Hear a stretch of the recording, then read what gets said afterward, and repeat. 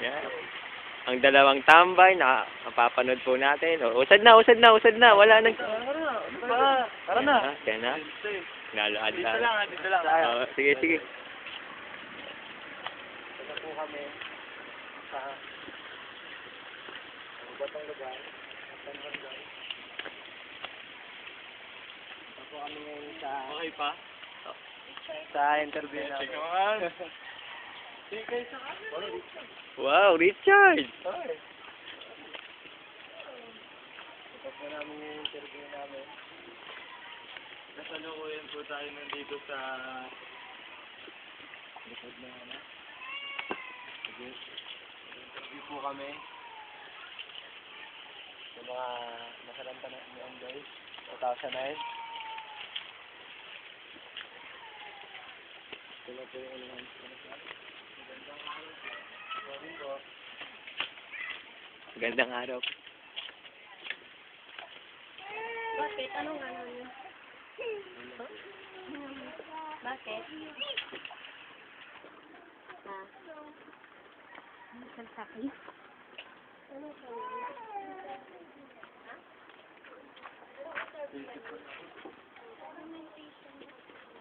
Tuloy na yan.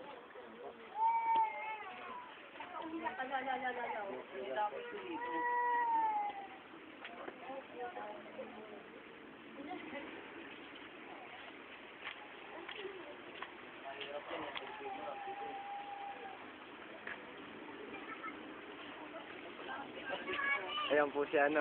Most wanted po, mga kaibigan. Nakalagay po yan dun sa... Naka-blatter po yan. Sali na.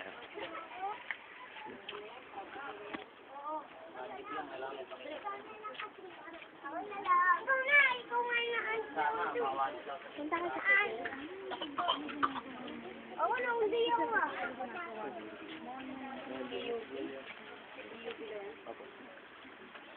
Gumagawa sila ng ano, ng mga question and answer. Hindi naman sa camera, ano.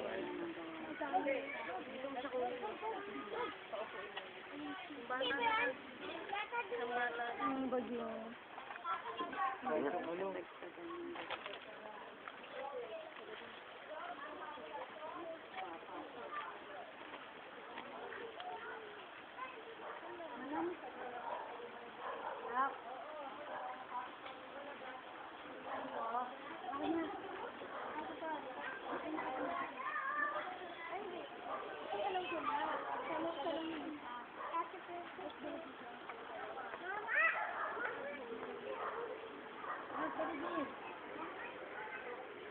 Mahaba pa din. Uy. Sukin natin.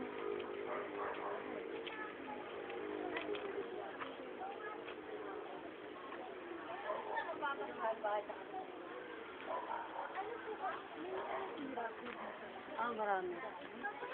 Ayun, nawag sa bahay. Nagiba-giba. Oy, mamaya na paglaba. Ito si Enjoy. Ay, si Enjoy. Yan, tama pa. Yan, yan, bali.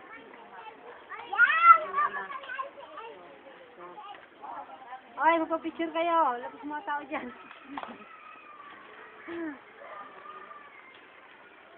Ano tayo? Interview tayo ba? Hindi, dapat magsimula muna tayo. Huwag agad interview. Video muna ito. Kunyari, dito, may isang tao. Usapin muna natin sila. Buka mo muna. Saka natin, ay, oo, hindi. Ayun.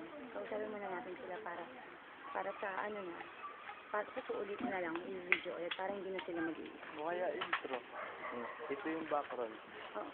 Ito yung nagsumawa pa ito. Nandito po tayo sa ano, ganda. Bata muna, bata. Kung ano yung, bago nangyari yung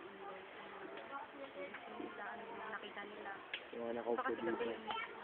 Sa may ilog. Hindi, magdamag. Di ba yung sabi mo kanina, ano mo? Oo. Ano yung ginagawa nila bago magdamag. Let's go. Yung interview naman pwede i-cut-cut. Ano ba, bata mo na? Bata mo. Hindi yung mga matatanda lang muna. Hindi. Kasi kung- protection ng bata. May mata. May matanda rin. Sino una? Sabihan nyo kung sino Nanay pwede. ko kanina na bata. Interviewin ko kayo, dali. Kasama ka. Doon tayo po. Pwede. Gusto tayo maya. Dali, magdodota tayo pagka... Upo tayo doon.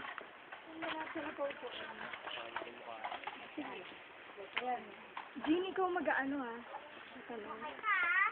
Dapat kita yung lawa. Ayun.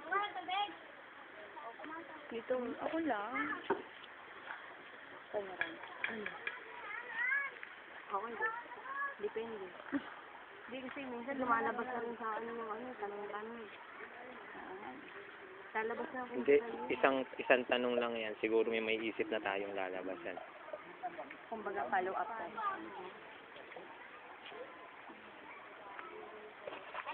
Ano ba? Matanda mo na ba? Upo muna tayo. Tara.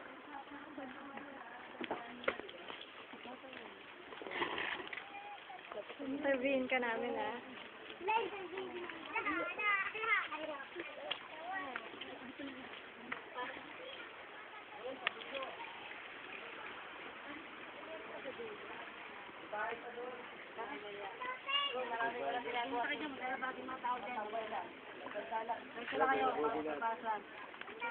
Tara, pasok tayo. Oo, nabasa yan. Ito, para kayo namin eh. Barangay Tanay.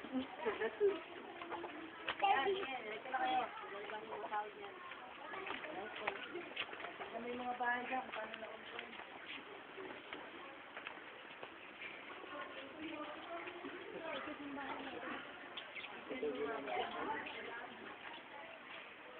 okay, on the way po tayo. Wait lang. Hindi naman seryoso. Hindi. Seryoso ba? Ano sabihin ko? Wait lang. Bet si Moran. Seryoso ba? Sabihin mo kung ready ka. Nasa gilid ka. Kasama yung daan. Wait lang. Ako. Wait lang. 1, 2, 3. Pag nag-go ako ah. Okay, nakikita po natin ang daan papunta po sa mga bahay ng naundoy noong 2009, September 27. On the way po tayo.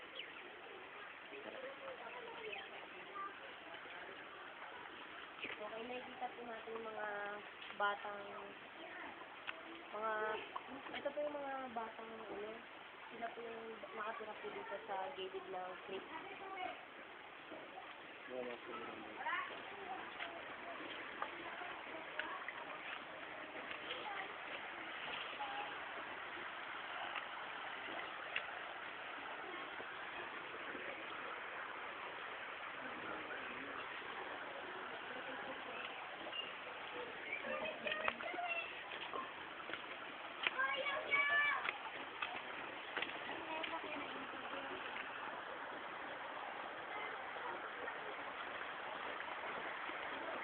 Magandang umaga po. Ano ko?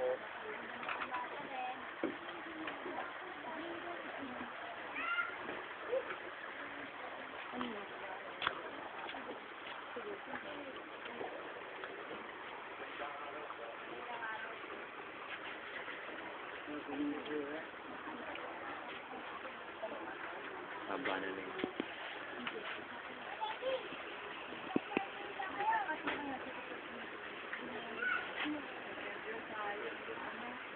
Okay.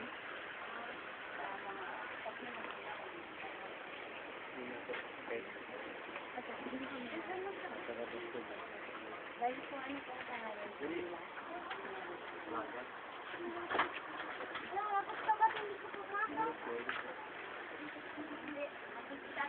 Yes, John.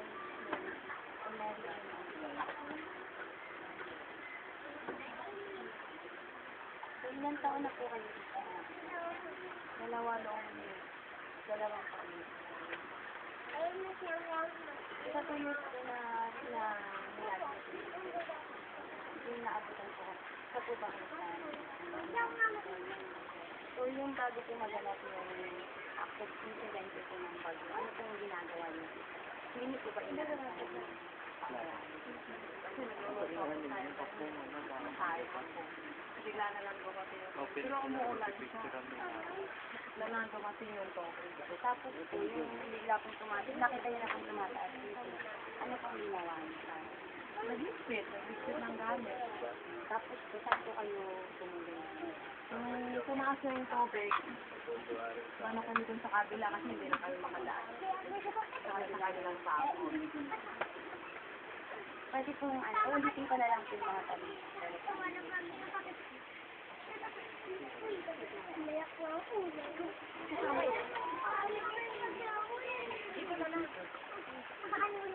Pwede po. Likod po. Dito pa sa.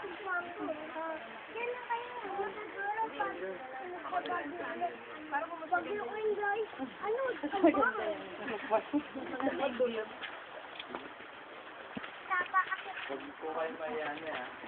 Kaya ako Hindi po. Lalabas lang po kayo sa TV.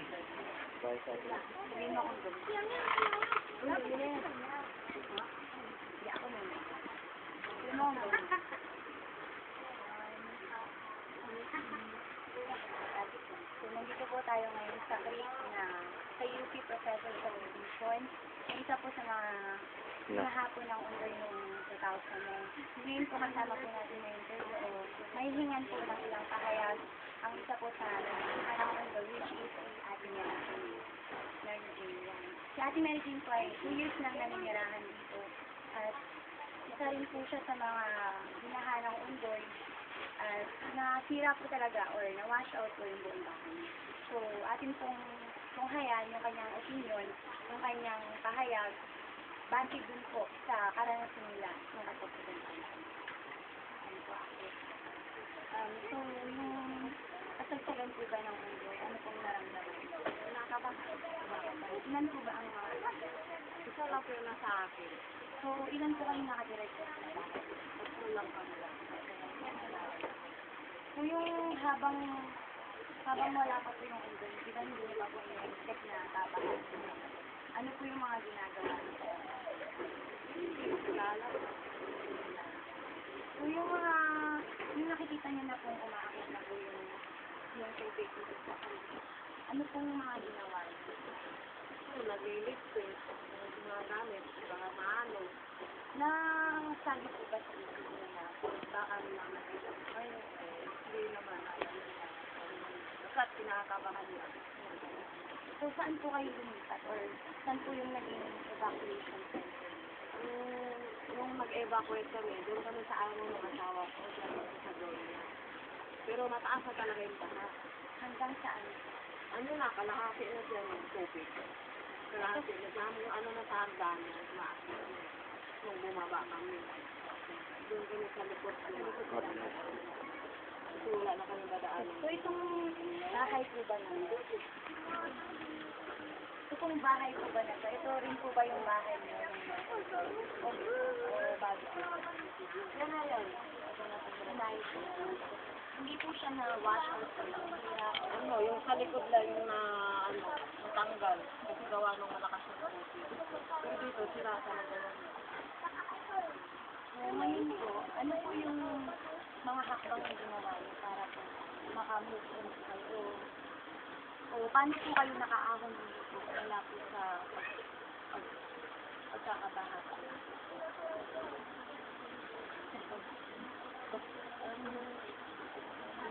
Lumipat lang. Yung nasa evacuation center po kayo, ano po yung mga trato po or ano po yung mga nagbibigay din mga relief po, mga pagkain. Ilang araw po kayo? Ano lang, kinabukasan lang din. Bakit lang, natulog lang kami isang gabi. Kinabukasan, bumalik na kami dito. So, yun lang po, maraming salamat. So, natunghayan po natin yung interview po mula sa...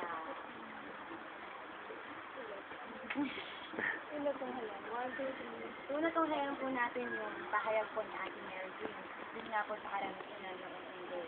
So, kung marami pa po tayong matutunghay ang mga iba't ibang kwento, iba't ibang karanasan, tungkol po sa naganap na bagyong Ondoy nung nakaraan.